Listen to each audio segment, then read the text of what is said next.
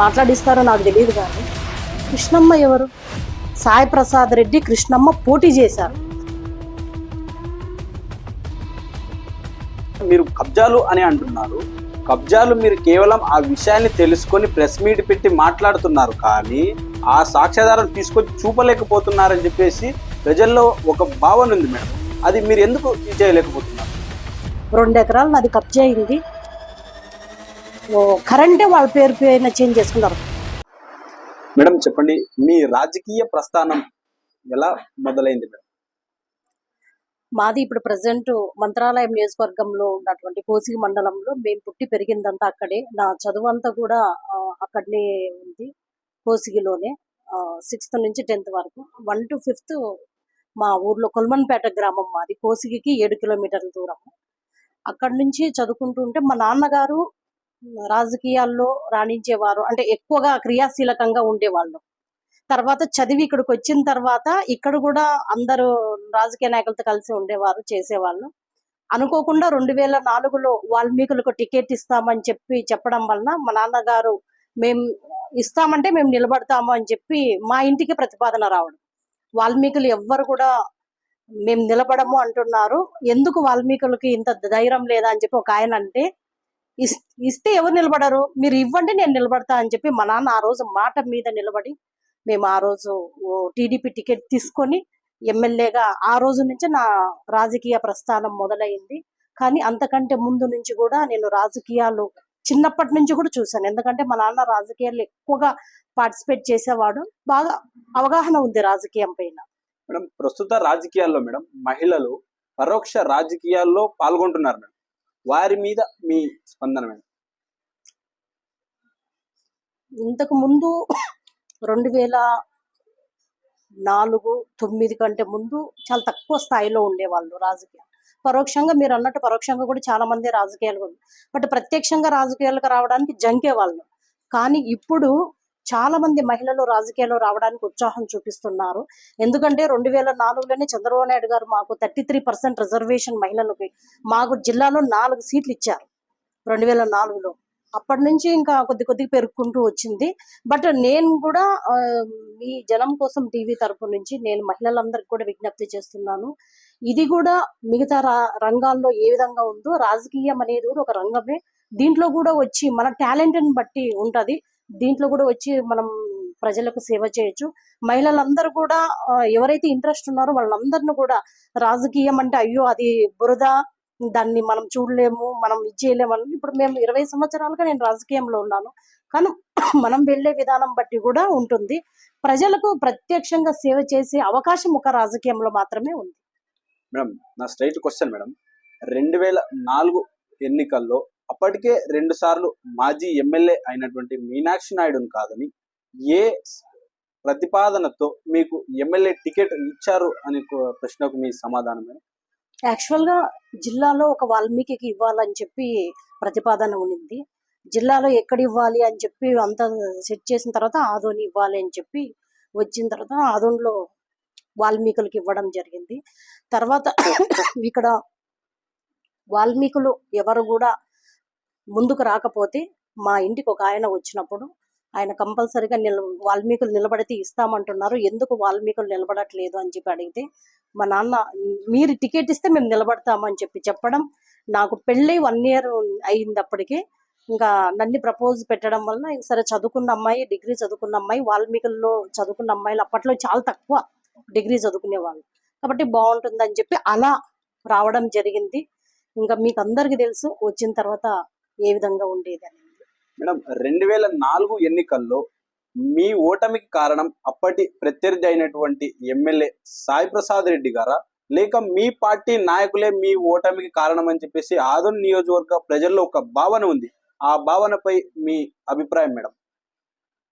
మాకు MLA ticket ఇచ్చినప్పుడు last nomination అనగా నాకు ఈరోజు బీఫామ్ నా చేతికి రావడం జరిగింది. నేను బీఫామ్ తీసుకొని ఇంటికి వచ్చి నామినేషన్ పత్రాలన్నీ రెడీ చేసుకొని వేసేటప్పటికే టైం అంతా 15 రోజులు ఉన్నింది. ఈ 15 రోజుల్లో కార్యకర్తలు ఎవరు, నాయకులు ఎవరు అని చూసుకొని ఈవెన్ మీనాక్షి నాయుడు గారు పక్కకున్నా కూడా మేము ఆయన కలుపుకొని ఆయన చేతుల్లోనే డబ్బులు పెట్టి అంతా ఆయన ఆయన మీదే వదిలి మేము ఎలక్షన్ చేసాం.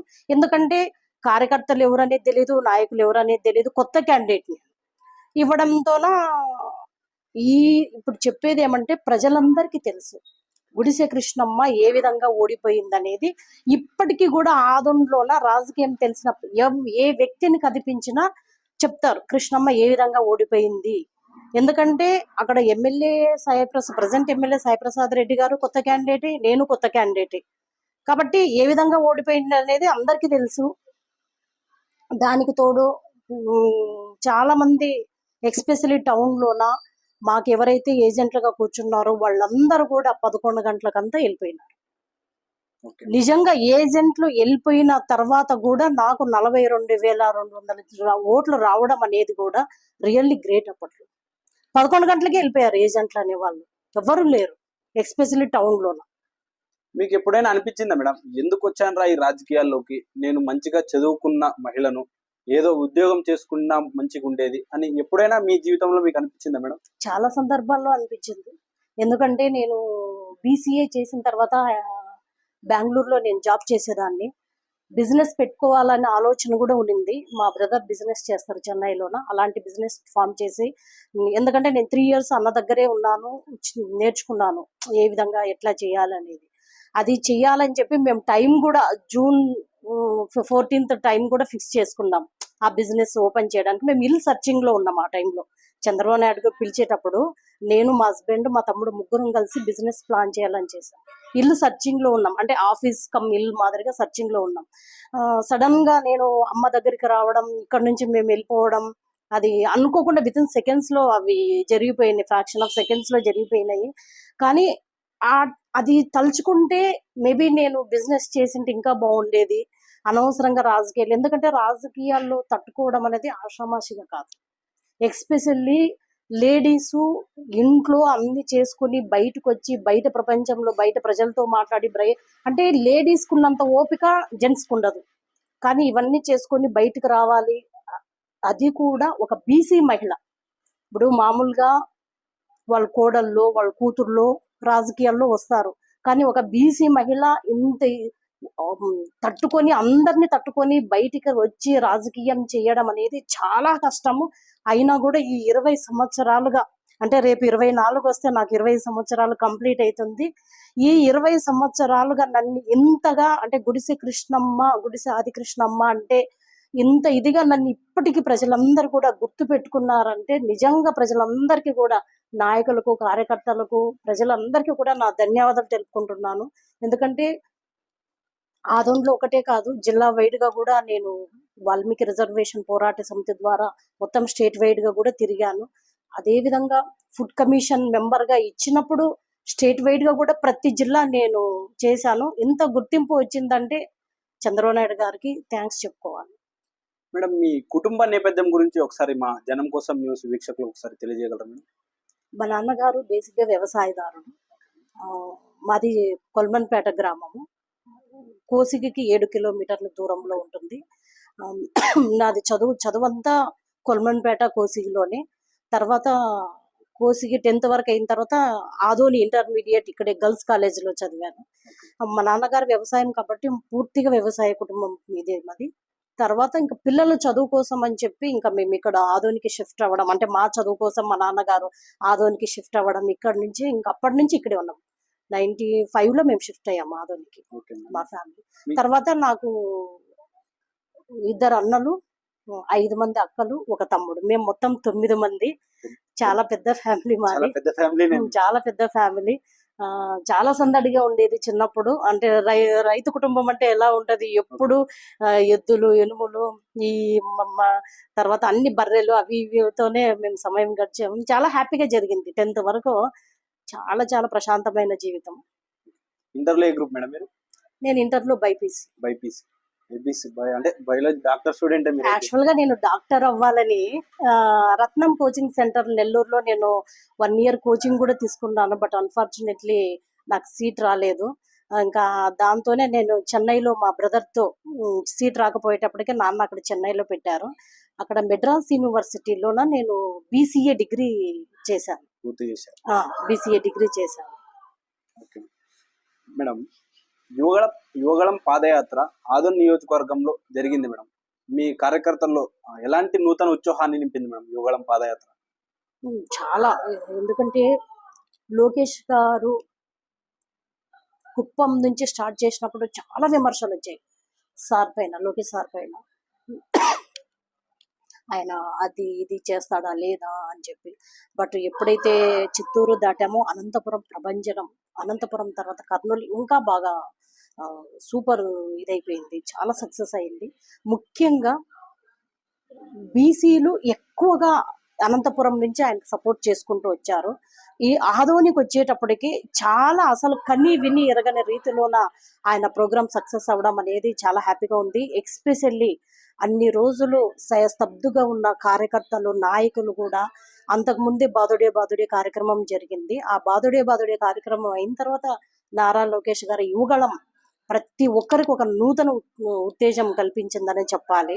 ఎందుకంటే సార్ కూడా అలాగే ఇక్కడుండే సమస్యల పైన, మామూలుగా ఏ లీడర్లు వచ్చినా టోటల్ సమస్యల పైన మాట్లాడతారు. బట్ నారా లోకేష్ గారి ప్రత్యేకత ఏమిటంటే ఏ నియోజకవర్గంలో పోతే ఆ నియోజకవర్గ స్థానిక సమస్యల పైన ఆయన గళం విప్పాడు. అది ప్రతి ఒక్కరికి నచ్చింది అనమాట. ప్రజలందరూ కూడా దాన్ని యాక్సెప్ట్ చేశారు. ఓహో, ఈయన మా నియోజకవర్గంలోకి వస్తే మా సమస్యల పైన మాట్లాడుతున్నాడు అని చెప్పి. బట్ ఏ లీడర్ అలా చేయలేదు ఇంతవరకు. నారా లోకేష్ గారు చాలా స్పష్టంగా చాలా ప్రజల గుండెల్లోకి చేరుకునే విధంగా ఆయన మాట్లాడడము, ఆయన మాతో మాట్లాడిన తీరు కానీ, కార్యకర్తలను రిసీవ్ చేసుకోవడం తీరు కానీ, ఆయన నిజంగా ఒక 30-40 ఇయర్స్ ఇంకా మా తెలుగుదేశానికి భయం లేదు. మేడం, మీరు అన్నారు బీసీ సామాజిక వర్గానికి ఇవ్వాల్సి వస్తుంది, ఇవ్వాలి అని చెప్పేసి మీరు టికెట్ ఇచ్చారు 2004 ఎన్నికల్లో అని చెప్పేసి. 2009, 2014లో ఇదే బీసీలు సామాజిక వర్గంగా ఎందుకు టికెట్ కేటాయించలేదు అని ప్రజల్లో ఒక భావన ఉంది. మీ స్పందన మేడం దాని మీద? యాక్చువల్గా ఇంతకు ముందు ఆదోనిలోనే ఎలిగే పాండురంగారావు గారు కూడా ఇచ్చారు టికెట్. అప్పుడు కూడా ఆయన ఓడిపోవడం, తర్వాత వాల్మీకి సామాజిక వర్గానికి చెందిన నాకు ఇచ్చినప్పుడు కూడా అక్కడ ఓడిపోవడం. ఎందుకంటే ఒక కొత్త అభ్యర్థికి 42,200 ఓట్లు రావడం అనేది ఆషామాషిగా కాదు. నిజంగా సపోర్ట్ చేస్తుంటే 100% నేను గెలిచిండేదాన్ని, కాన్ఫిడెంట్ ఉండేది, నిజంగా గెలిచిండేదాన్ని. కాబట్టి ఆ దురదృష్టం, మన ఆదోని ప్రజల దురదృష్టం. ఎందుకంటే ఇద్దరం అప్పుడు కొత్త అభ్యర్థులమే కాబట్టి ఎలా ఓడిపోయాను అనేది ప్రజలందరికీ తెలుసు. కార్యకర్తల దగ్గర ఇప్పటికీ కథలుగా చెప్పుకుంటున్నారు నా ఎలక్షన్ గురించి. ఇప్పటికీ ఎవరిని అడిగినా, అంటే అప్పుడు 20 years బ్యాక్ యంగ్ గా ఉండేవాళ్ళు ఇప్పుడు మిడిల్ ఏజ్ కి వచ్చారు. వాళ్ళు అప్పుడు 18, 19, 20 ఉండేవాళ్ళు ఇప్పుడు 40 మిడిల్ ఏజ్ కి వచ్చారు. వాళ్ళందరూ కూడా అక్క మేము అప్పుడు అట్లా ఇట్లా ఆ విధంగా జరిగింది మీ ఎలక్షన్, ఈ విధంగా జరిగింది, చాలా బాధేస్తుంది మీ ఎలక్షన్ అని ఇప్పటికే చెప్పుకోను. కానీ ఏమైందంటే అక్కడ మా వాల్మీకులకి ఎప్పుడైతే ఎంపీ ఇచ్చారో మేము ఒకటి ఇస్తామని చెప్పడం వల్ల అక్కడ ఎంపీ కన్ఫర్మ్ అవడం వల్ల నాకు ఇక్కడ రాలేకపోయింది. 2009లో అలాగే జరిగింది, 2014లో కూడా అలాగే జరిగింది. ఇంకా 2019లో నేను ఫుడ్ కమిషన్ మెంబర్ గా ఉండడం వల్ల నేను గట్టిగా అడగలేకపోయాను. 2005 మీరు ఆదోని నియోజకవర్గ ఇన్ఛార్జ్ గా ఉన్న సందర్భంలో ఆదోని నియోజకవర్గ సార్వత్రిక మున్సిపల్ ఎన్నికల్లో సగం సీట్లకు పైగా మేము ఏకగ్రీవం చేస్తామని చెప్పి అప్పటి అభ్యర్థి అనగా మీరు దానికి అంతే ధీటుగా ఆ సవాల్ని స్వీకరించి 41 స్థానాలు మీరు అభ్యర్థులను పోటీలో నిలిపారు. ప్రస్తుతం 2020 సార్వత్రిక మున్సిపల్ ఎన్నికల్లో 9 స్థానాలు ఏకగ్రీవం అయ్యాయి మున్సిపల్ కౌన్సిలర్ ఎన్నికలు. అంటే అప్పటికన్నా ఇప్పుడు మీ పార్టీ బలహీనమైందా అని ప్రజలు భావించవచ్చా? లేదండి, ఇప్పటికీ కూడా ఆదోనిలోన పార్టీ కార్యకర్తలు అయితేనేమి, నాయకులకు అయితేనేమి ఎట్టి పరిస్థితులు బలహీనం అయితే కాలేదు. ఇప్పటికీ కూడా బలంగా ఉన్నారు. నేను చాలా మందితో కలుస్తున్నాను, మాట్లాడుతున్నాను, ఇప్పటికీ కూడా బలంగా ఉంది. మేము అప్పుడు 2005లో వాళ్ళు అన్నారు మేము ఖచ్చితంగా ఏకగ్రీవం అవుతామంటే మేము అప్పుడు ఛాలెంజ్ చేసాం. నేను బీటీ నాయుడన్న తర్వాత ఇంకా మా కూటమిలో ఉండే వాళ్ళందరం కూడా ఒక్క ఏకగ్రీవమైన మేము రాజకీయ సన్యాసం తీసుకుంటాము. మేము దానికి తగ్గట్టుగానే అభ్యర్థులను నిలబెట్టాము. అభ్యర్థులు వాళ్ళు చాలా ప్రయత్నాలు చేశారు, చాలా దౌర్జన్యం చేశారు. మా అభ్యర్థులను తీసుకెళ్లి విత్డ్రా చేపియాలని చాలా దౌర్జన్యం. మేము పకడ్బందీగా కాపు కాసి ఉన్నాం. నిజంగా చెప్పాలంటే అది మాకు ఒక విషమ పరీక్ష లాగా ఉండింది ఆ టైంలో. చాలా చాలా దౌర్జన్యం చేశారు. దాన్ని మేము ఎలాగైనా సరే మనం నిలబడాలా, ఎందుకంటే బీసీ మహిళ ఏం చేయలేదు, అమ్మాయికి రాజకీయం చేత కాదు అని ఒక చూపించడానికి చాలా ప్రయత్నాలు జరిగాయి.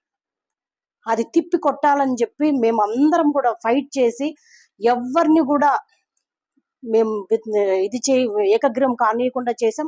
బట్ నేను ఇప్పటికే అండి ఆధునిక ప్రజలకు నేను ఒకటి చెప్పదలుచుకున్నాను, మేము నిజంగా గెలిచాం. వాళ్ళు 41కి 41 గెలిచామని అంటున్నారు. లేదు, మేము గెలిచాం. అక్కడ 100% అన్యాయం జరిగింది, మాకు అన్యాయం జరిగింది. చాలా మంది ప్రజలు కూడా చెప్పుకుంటున్నారు. మేమైతే దాదాపుగా 10 వరకు గెలిచాము. వాళ్ళు అన్యాయంగా ఎట్టి పరిస్థితుల్లో ఈ బీసీ మహిళని ఇక్కడ నుంచి పారదోలాలి, ఈ అమ్మాయి రాజకీయంగా ఉంటే మాకు ఇబ్బంది అవుతుంది అని ఒక ఉద్దేశంతో. ఎందుకంటే ఆదోని అనేది బీసీ ఎస్సీ ఎస్టీ మైనారిటీలకు గట్టిగా ఉండే ఒక ఆదోని ప్రాంతం. వీళ్ళగిన ఒకసారి బలమైతే మాకు ఇబ్బంది అవుతుందని ఒకే ఒక ఉద్దేశంతోన అప్పుడు ఎలిగే పాండురంగారావు గారిని అలాగే చేశారు, తర్వాత నన్ను కూడా అలాగే చేశారు. మేడం, ప్రస్తుత రాజకీయాల్లో ఆదోని ప్రజలు సీనియర్ నాయకులు 60-40 ఒప్పందం నడుస్తుంది అని అభిప్రాయపడుతున్నారు మేడం. ఆ అభిప్రాయంపై మీ స్పందన మేడం? అదైతే నేను కూడా విన్నానండి. చాలా మంది కార్యకర్తలు, నాయకులు, ప్రజలు అందరు కూడా అనుకునేది ఏమంటే, నా ఎలక్షన్ నుంచి 2004 నుంచి 60-40 అని అంటున్నారు. భగవంతునికే తెలవాలి 60-40 ఉందా లేదా అనేది. ఆ భగవంతుని, ఎందుకంటే చాలా మంది, ఒకరు కాదు, నెంబర్ ఆఫ్ పర్సన్స్ నోట్లో నుంచి నేను విన్నది. మరి చూడాలి, అది నిజంగా ఉంటే మాత్రం దురదృష్టకరం. ఎందుకంటే ఇప్పుడు ప్రజలు ఎన్నుకున్నది ఆయన ఎలా చేస్తారనేది అని తెలియాలి. ప్రతిపక్షంగా మనం వాళ్ళకి ధీటుగా మనం సమాధానం. మీ ఇమాజినేషన్ ప్రకారం మేడం 60 ఎవరు అనుకోవచ్చు, 40 ఎవరు అనుకోవచ్చు? అది ప్రజలందరికీ తెలుసు. ఎందుకంటే ఎక్కడా లేదు, ఇక్కడే అది ఎక్కువగా వినిపిస్తుంది. బట్ నిజంగా ఉందా లేదా అనేది అయితే మేము చెప్పలేము. బట్ చాలా మంది అనేది 100% 60-40 ఉందనేది అయితే అంటున్నారు. మేడం, ఆదోని అభివృద్ధి జరిగింది, సవాల్కు మేము సిద్ధం అని చెప్పేసి అధికార పార్టీ నాయకులు అయితే మీడియా ముఖంగా వచ్చి మాట్లాడుతున్నారు. ఆదోని అభివృద్ధి జరిగిందని వారు అంటున్నారు, మీరు జరగలేదు అంటున్నారు. ఏది వాస్తవం మేడం ప్రజల కింద? మీరే చెప్పండి, నిజంగా ఆదోని అభివృద్ధి జరిగిందా? నేనెలా చెప్తాను, మీరు ఒక నాయకులు చెప్పండి మేడం. మీరు ఆదోని సిటిజనే, ఎస్ మేడం. మీరు ఉన్నారు, పుట్టినప్పటి నుంచి ఇప్పటి వరకు మీరు చూస్తున్నారు. మీ ఏజ్ ఎంత? నా ఏజ్ 22 మేడం. 22. కనీసం మీకు అవగాహన 11 ఇయర్స్ నుంచి 12 ఇయర్స్ నుంచి మీకు అవగాహన ఉంది. ఎలా అంటే అభివృద్ధి అంటే ఏమి లేదండి, మనకు కనీస అవసరాలు, రోడ్లు బాగుండాలి, నీటి సౌకర్యం బాగుండాలి, పార్కులు బాగుండాలి, ట్రాఫిక్ జామ్ ఉండకూడదు. ఇవే కనీస సౌకర్యాలు. ఇవి మన ఆదంలో జరిగాయి. ఇప్పుడు ఇంకోటి అండి, ఎమ్గెనూరుతో కంపేర్ చేయండి. ఎమ్గెనూరు మనం వెళ్తాం కర్నూలుకి, ఎమ్గెనూరు మీద నుంచే కదా వెళ్ళేది మనం. అది ఎలా ఉంది? ఆ లోపలికి కూడా వెళ్తాం, ఏదైనా పని ఉన్నా, బంధువులు ఉన్నా, పెళ్లిళ్ళకి అంతా వెళ్తాం. అది ఎలా ఉంది? లోపల ఎలా ఉంది? ఇక్కడ ఎందుకు జరగట్లేదు? నిజంగా చెప్తున్నా, నేను 95 చదువుకునేటప్పుడు ఏ విధంగా అయితే ఉందో ఆదోని, అదే విధంగానే ఉంది. నేను ఇక్కడ ఒకటే కాదండి, టౌన్ ఒకటే నేను చెప్పట్లేదు, పల్లెటూర్లకి ఇప్పుడు బాబు షూరిటీ భవిష్యత్ గ్యారంటీ అనే ప్రోగ్రాంలో వెళ్తున్నాం. మొన్ననే మేము సంతెకుళ్ళూరుకి వెళ్ళాం. 30 సంవత్సరాలుగా ఎక్స్టెండ్, అంటే సంతెకుళ్ళు గ్రామంకి ఎక్స్టెండ్ గా కాలనీలు ఏర్పడ్డాయి. వాళ్ళు ఏమంటున్నారు, మేము 15 to 20 ఇయర్స్ నుంచి ఈ కాలనీలో ఉంటున్నాం. కనీస అవసరాలు ఏంటి? డ్రైనేజ్, రోడ్లు, మంచి తాగునీటి వ్యవస్థ, ఈ 3 ప్రొవైడ్ చేయాలి.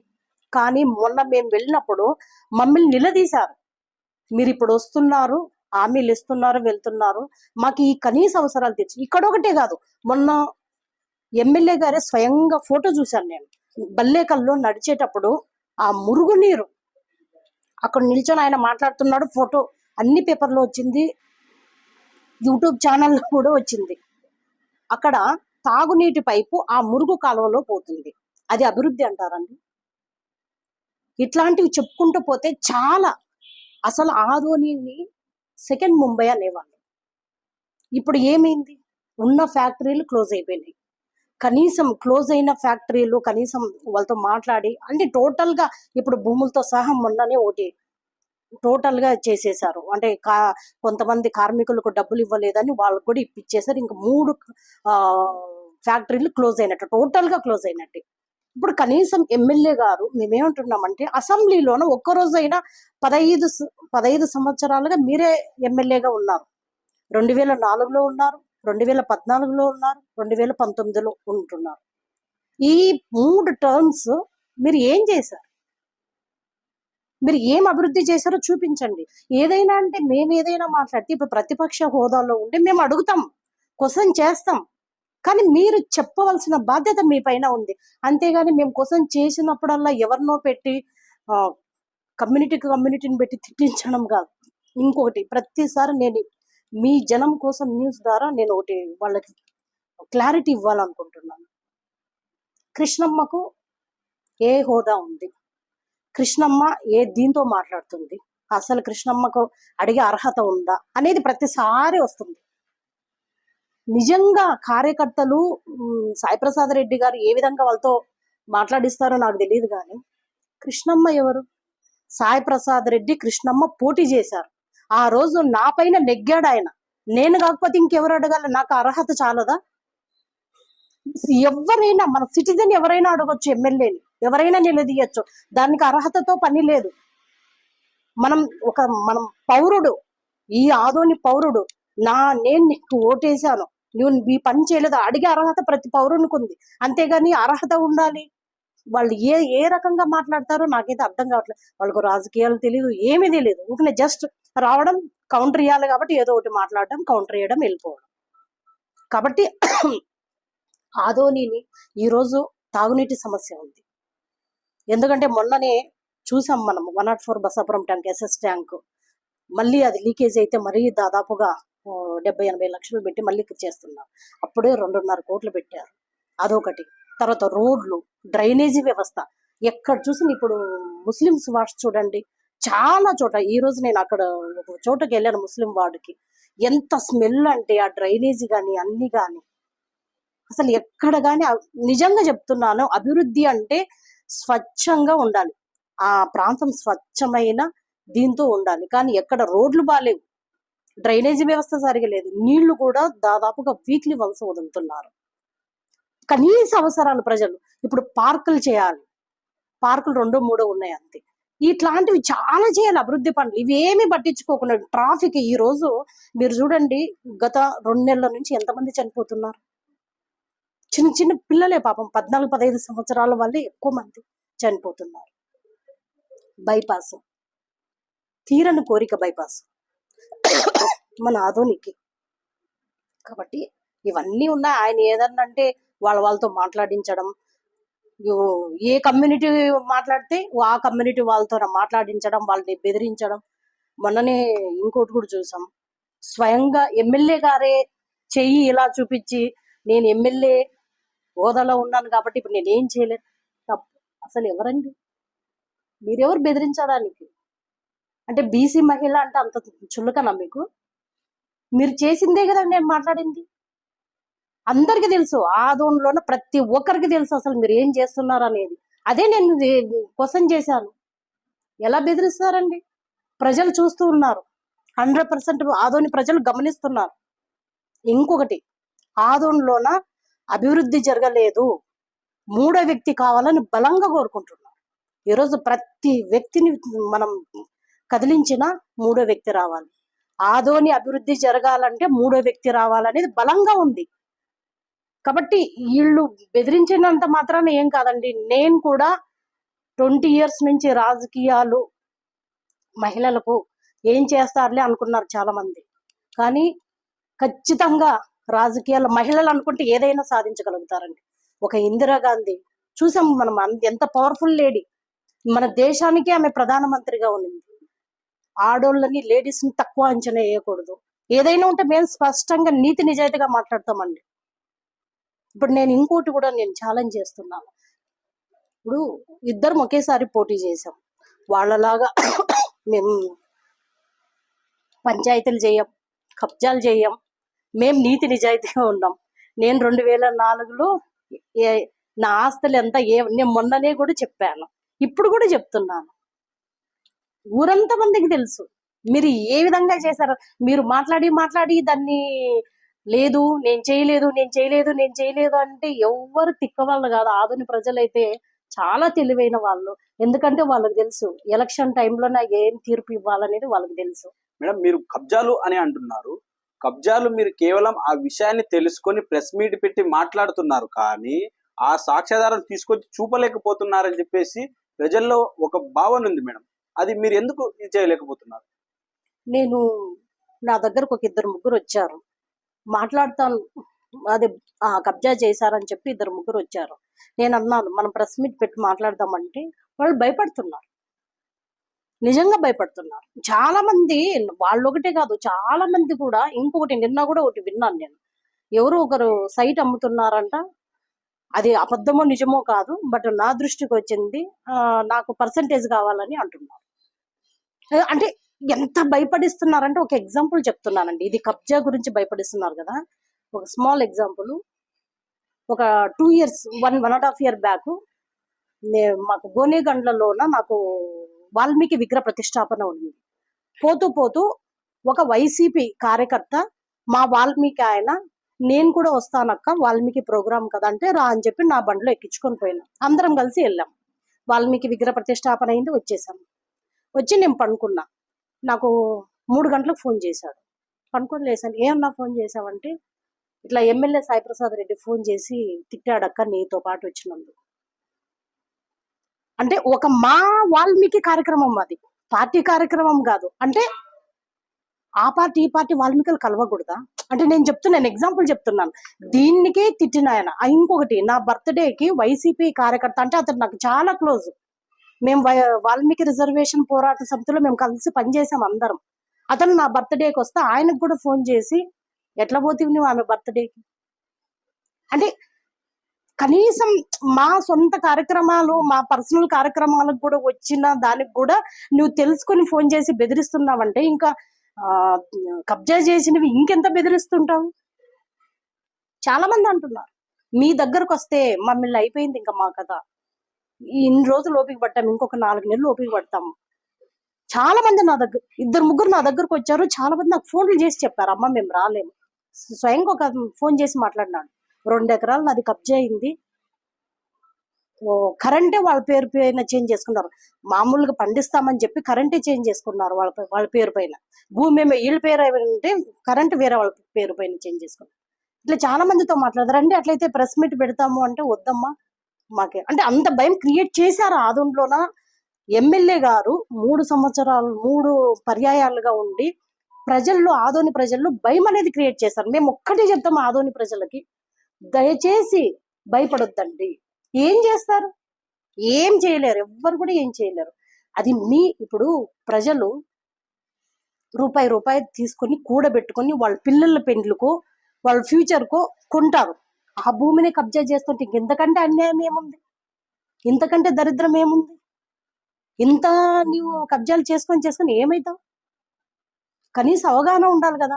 అవును, కబ్జా చేసిన భూమి పాపం వాళ్ళు ఎంత కష్టపడి కూడబెట్టుకొని ఉంటారు, సంపాదించుకుంటారు.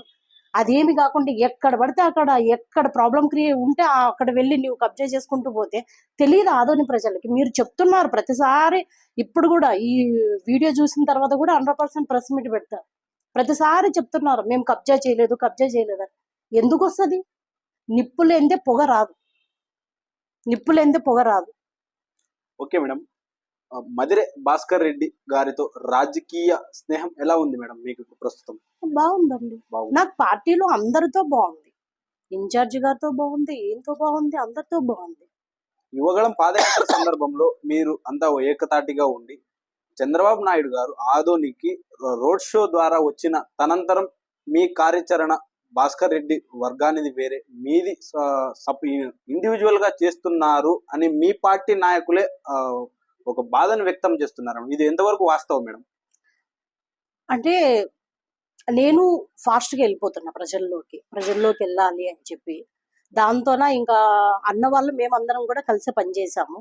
అన్న వాళ్ళు వేరే కార్యక్రమాలతో వెళ్తుంటే, నేను ఇంకా భవిష్యత్తు గ్యారెంటీ అనే కార్యక్రమం ఇది ఇంపార్టెంట్ అని చెప్పి ఈ కార్యక్రమానికి వెళ్తాను. ఇప్పుడు కూడా మేమందరం మాట్లాడుతున్నాము, అంతా బాగుంది, అదేమి లేదు.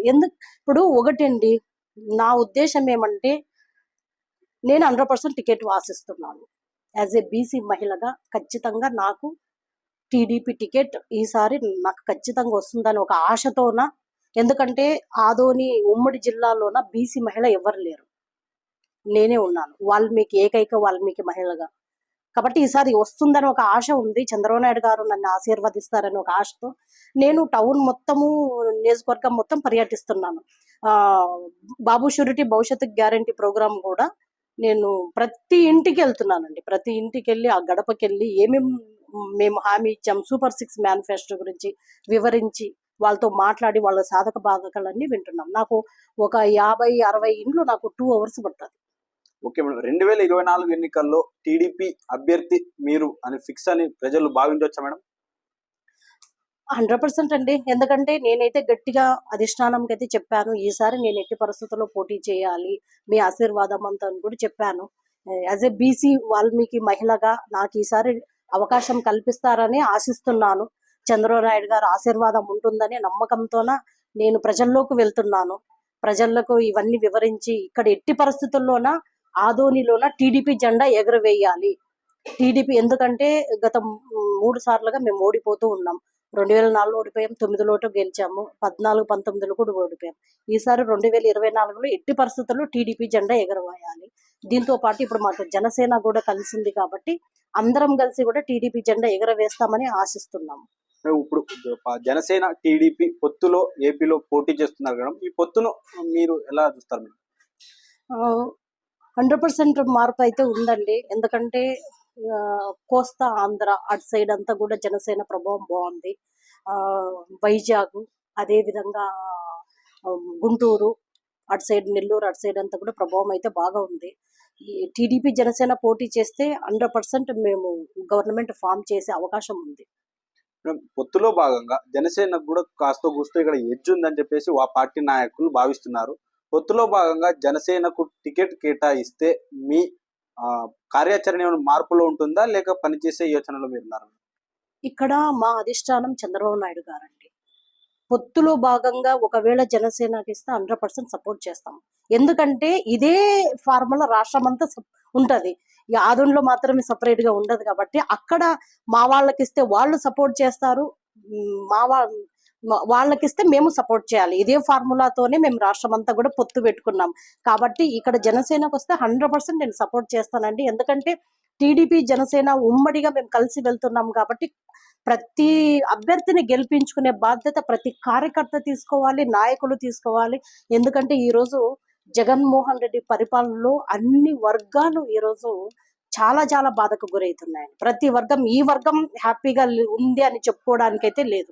ఈరోజు మనం చూస్తున్నాం ప్రతి వర్గం, ఆ లేడీస్ అయితేనేమి, బీసీలు అయితేనేమి, ఎస్సీలు అయితేనేమి, ఎస్టీలు అయితేనేమి, భవన కార్మికులు అయితేనేమి, ఆటో కార్మికులు అయితేనేమి, నాయ బ్రాహ్మణ అయితేనేమి, ప్రతి ఒక్కరు ఈరోజు చాలా చాలా బాధల్లో ఉన్నారు. ఎక్స్పెషల్లీ మన ఆంధ్రప్రదేశ్ ఈసారిగిన చంద్రబాబు నాయుడు గారిని ముఖ్యమంత్రిగా ఎన్నుకోకపోతే బీహార్ కంటే వెనుకబాటుతనంగా ఇంకా అభివృద్ధి ఒక 30 సంవత్సరాలు ఎన్నికెళ్లే అవకాశం ఉంది. కాబట్టి ప్రతి ఒక్క యూత్ మేల్కొని ఈరోజు తెలుగుదేశంకి సపోర్ట్ చేయాలని చెప్పి నేను మీ జనం కోసం టీవీ ద్వారా నేను ప్రతి ఒక్కరికి కూడా విన్నవించుకుంటున్నాను. మేడం, ఓకే మేడం, 2024 ఎన్నికల్లో మీకు టికెట్ కేటాయిస్తే మీరు చేసే అభివృద్ధి పనులు ఏమిటి అని మా జనం కోసం న్యూస్ ద్వారా మీరు తెలపగలరా మేడం? తప్పకుండా. ఈరోజు ప్రతి వార్డులో కూడా సమస్యలు ఉన్నాయి, ప్రతి గ్రామంలో కూడా సమస్యలు ఉన్నాయి. మండగిరిలో అదేవిధంగా ప్రతి కిల్చిన్పేట కానీ, కార్వన్పేట కానీ అన్ని వార్డుల్లోన, అదేవిధంగా క్రాంతినగర్, దిబ్బ, నేను చాలా పర్యటించాను. అవన్నీ కూడా ఉన్నాయి. ముఖ్యంగా తాగునీటి సమస్య ఉంది. వారానికి ఒకసారి 2 సార్లు ఇడుస్తున్నారు. ఎక్స్పెషల్లీ తాగునీటిది ఒకటే కాదు, పైపులు ఎప్పుడో ఎన్నో సంవత్సరాల క్రితం ఆ పైపులు వేశారు. ఆ పైపులు కూడా డ్రైనేజీ నుంచే పోతున్నాయి కొన్ని చోట్ల. నిజంగా చాలా బాధాకరము. అవన్నీ కూడా తీసేసి మళ్ళీ నీట్ గా చేయాలనేది ఒక కోరిక ఉంది. డ్రైనేజ్ సిస్టమ్ని వీలైనంతగా డ్రైనేజీని చేంజ్ చేయాలి. ఎందుకంటే ఎక్కడ చూసినా, ఏ వార్డుకి వెళ్ళినా ముఖ్యంగా మహిళలు మా దృష్టికి తీసుకొచ్చేది డ్రైనేజీ సమస్య. మా దగ్గర ఎత్తుంది, మా దగ్గర తగ్గుంది, అసలు మాకు డ్రైనేజీ పోవట్లేదు, అంటే లేడీస్ ఎక్కువ కొట్లాడేది దీనిపై.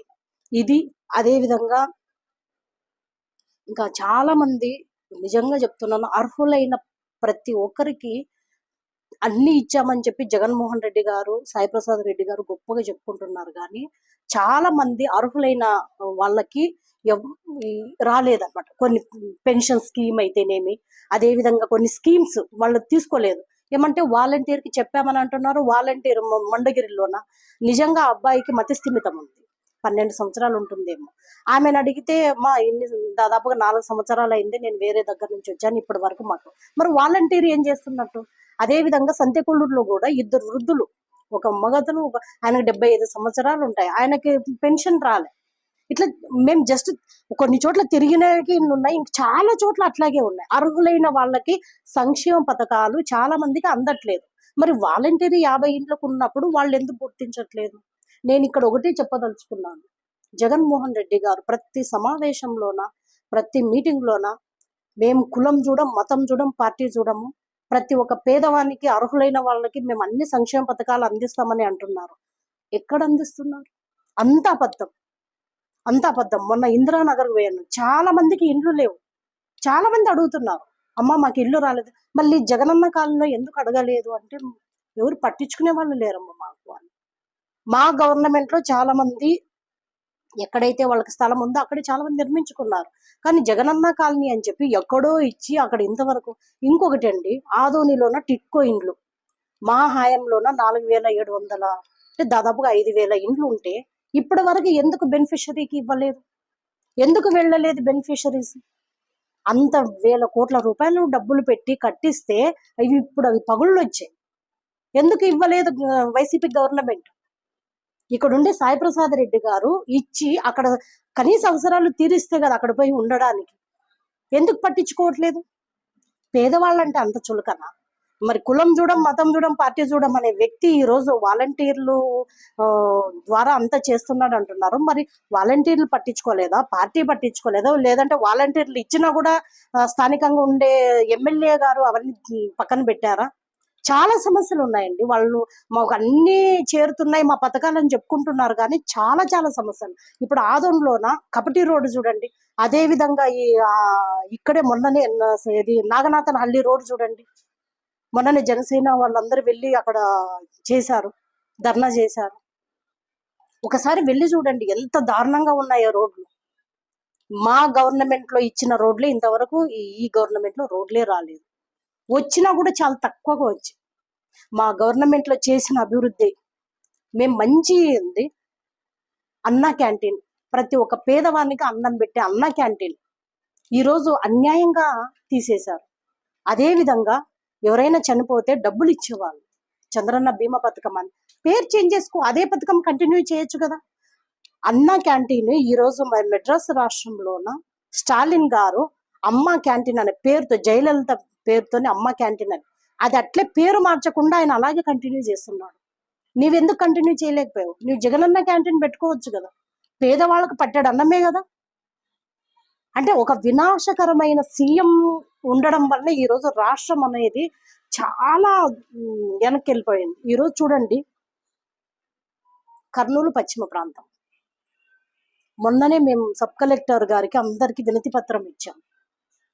ఆదోనిని తీవ్ర కరువు మండలంగా ప్రకటించండి.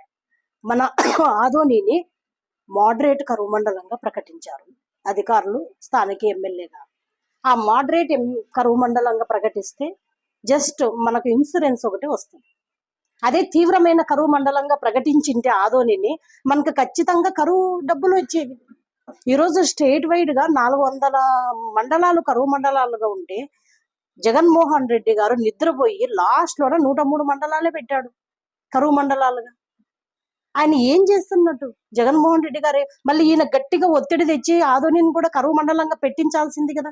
ఈరోజు రైతులు ఎంత బాధపడుతున్నారు. ఈరోజు వర్షాలు లేక చాలా మంది మన కర్నూలు పశ్చిమ ప్రాంతం, మంత్రాలయం, ఆదోని, ఎంగెనూరు, ఆలూరు ఉండే ప్రతి మండలంలోన దాదాపుగా 60% మంది పొట్ట చేతి పట్టుకొని వలసలు వెళ్ళిపోయారు. ఈ వలసలు వెళ్ళిపోయిన వాళ్ళ పరిస్థితి ఏంటి? గవర్నమెంట్ ఉన్నట్ట లేనట్ట? ఎందుకు మాట్లాడలేదు? ఇక్కడ ఉండే ఎమ్మెల్యేలు ఇంతమంది, ఆదోని డివిజన్ లోన 5 మంది ఎమ్మెల్యేలు ఉన్నారు, ఎందుకు మాట్లాడలేకపోయారు? ఒక్కరైనా కనీసం వలసల గురించి మాట్లాడినారు? అవును, ఇంతమంది వలసలు వెళ్ళిపోతున్నారు, వాళ్ళ పరిస్థితి ఏంటి? మొన్ననే అలసందు గుత్తులో ఒక రైతు ఆత్మహత్య చేసుకున్నాడు.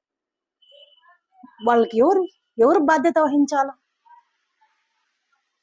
ఖచ్చితంగా జగన్మోహన్ రెడ్డి బాధ్యత వహించాలి వీటన్నిటికి.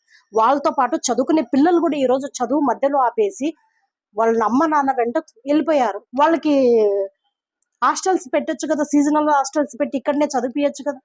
వాళ్ళ చదువంతా ఈ రోజు పోయింది. ఓకే మేడం, ఫైనల్ గా లాస్ట్ అంటే మీరు ప్రజలకు, ఆదోని నియోజకవర్గ ప్రజలకు మీరు ఏం తెలియజేస్తున్నారు మేడం చివరిగా? మేము ఆదోని నియోజకవర్గ ప్రజలకు ఒకటే తెలియజేసుకుంటున్నాము, దయచేసి జగన్మోహన్ రెడ్డి పరిపాలన చూశారు మీరు. అంతకుముందు చంద్రబాబు నాయుడు గారి పరిపాలన కూడా చూశారు. ఎంత తేడా ఉండదనేది మీకు అందరికీ తెలుసు. కానీ నేను ఒకటే విన్నవించుకుంటున్నాను, ఈరోజు ఆంధ్రప్రదేశ్ రాష్ట్రం విడిపోయిన తర్వాత మనది చాలా చాలా రాష్ట్రం చిన్న ఒక పసిబిడ్డలాగా ఉన్న రాష్ట్రాన్ని చంద్రబాబు నాయుడు గారు వచ్చి పోలవరం, అమరావతిని కంప్లీట్ చేయాలని ఆయన అహర్నిశలు పనిచేశారు. కానీ ఒక్క ఛాన్స్ అనే పేరుతోనే ఈరోజు జగన్మోహన్ రెడ్డి గారు వచ్చి ఎంత నాశనం చేశారో మీకు అందరికీ తెలుసు. రాష్ట్రంలో ఉండే వాళ్ళకందరికీ తెలుసు, ఆదోని ప్రజలకు కూడా తెలుసు. ఈరోజు ఆదోనిలో చాలా మంది నిరుద్యోగులు ఉన్నారండి. వాళ్ళు, నేను కొంతమందితో మాట్లాడితే మేము రాయచూరుకు పోయి అక్కడ ఫ్యాక్టరీలో వర్క్ చేస్తున్నామక్క, మాకు నెలకి 15,000 అంటున్నారు. అదే ఫ్యాక్టరీలో ఆదోనిలోనో 1-2 పెట్టింటే హ్యాపీగా అదే 15,000తో చాలా మంది నిరుద్యోగులు ఇక్కడే చేసిండే వాళ్ళు. డైలీ వాళ్ళు పోవాల్సిన అవసరం లేదు. మన రాష్ట్రంలో ఫ్యాక్టరీలు అంటే పరిశ్రమలు రాలేదు, ఉద్యోగాలు ఇవ్వలేదు నిరుద్యోగులకి. ఇలా చాలా సమస్యలు ఉన్నాయి. వచ్చిన ఫ్యాక్టరీలన్నీ ఆయన తరిమేశాడు. కాబట్టి ఇవన్నీ దృష్టిలో పెట్టుకొని దయచేసి ఆదోని ప్రజలకు నేను ఒకటే చెప్పేది, ఆదోని అభివృద్ధి జరగాలంటే ఖచ్చితంగా టీడీపీ గెలిస్తేనే ఆదోని అభివృద్ధి జరుగుతుంది. అది కూడా మంచి అభ్యర్థిని వెన్నుకోండి మీరు. ఎందుకంటే ఈ రోజు చాలా మంది యువకులు ముందుకు వచ్చారు, మేము నిలబడతాం అని చెప్పి. ఆదోని అనేది చేంజ్ చేయాలి. ప్రతి ఒక్కరిలో చేంజ్ అనేది ఉంది. ఈ రోజు మేము యువతను చూస్తున్నాము. చాలా మంది యువత వచ్చి, అక్క మార్పు రావాలక్క, మూడో వ్యక్తి రావాలక్క, ఖచ్చితంగా మూడో వ్యక్తి వస్తేనే ఆదోని అభివృద్ధి జరుగుతుంది అనేది ప్రతి వ్యక్తిలో మైండ్ లో ఫిక్స్ అయింది. కాబట్టి మేము ఒకటే తెలియజేసుకుంటున్నాం, 100% మేము కూడా సీటు ట్రై చేస్తున్నాం. చంద్రబాబు నాయుడు గారు ఇస్తారన్న నమ్మకం నాకుంది. ఒక బీసీ మహిళగా నేను ఎమ్మెల్యే పోటీ చేసి ఎమ్మెల్యేగా గెలిస్తే ఖచ్చితంగా ఆదోని ఇప్పుడుండే రూపురేఖలే మారిపోతాయి.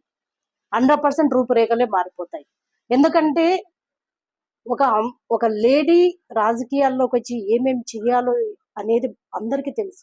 కానీ ఒక లేడీ తలుచుకుంటే ఏం చేయగలదు అనే ఒక నమ్మకాన్ని మేము ఈరోజు ఆదోని ప్రజల ముందు ఉంచుతున్నాం.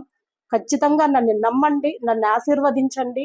డెఫినెట్ గా ఆదోనిని మంచి డెవలప్మెంట్ ఆదోనిగా నేను మరి ఒక పారిశ్రామికంగా తయారు చేసి ఇక్కడ నిరుద్యోగ సమస్య లేకుండా, అదేవిధంగా ఆదోని ప్రజలకు ట్రాఫిక్ సమస్య లేకుండా బైపాస్ దాన్ని కూడా ఇమ్మీడియట్ గా తీసుకొని వచ్చి, ముఖ్యంగా ఇక్కడ చాలా మంది భవన నిర్మాణ కార్మికులు ఉన్నారు, వాళ్ళకందరికీ కూడా మేలు కలిగే విధంగా నేను చేస్తానని చెప్పి ఈ సందర్భంగా హామీ ఇస్తున్నాను. మరొక్కసారి చెప్తున్నాను, దయచేసి మీరు జగన్మోహన్ రెడ్డి గారి మాటని వినొద్దండి. ఎందుకంటే ఆయన ఈరోజు బీసీలకు, ఎస్సీలకు, ఎస్టీలకు చాలా అన్యాయం చేశారు.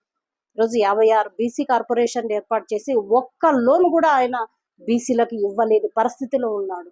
ఏ వర్గాన్ని కూడా ఆయన, నాట్ ఓన్లీ బీసీ, ఏ వర్గాన్ని కూడా ఆయన మంచిగా పరిపాలన చేసిన సందర్భాలు లేవు అని చెప్పి ఈ సందర్భంగా నేను తెలియజేసుకుంటున్నాను. ఓకే, థ్యాంక్ యూ మేడం, మీ అమూల్యమైన సమయాన్ని మాకు కేటాయించినందుకు మేడం. Thank you.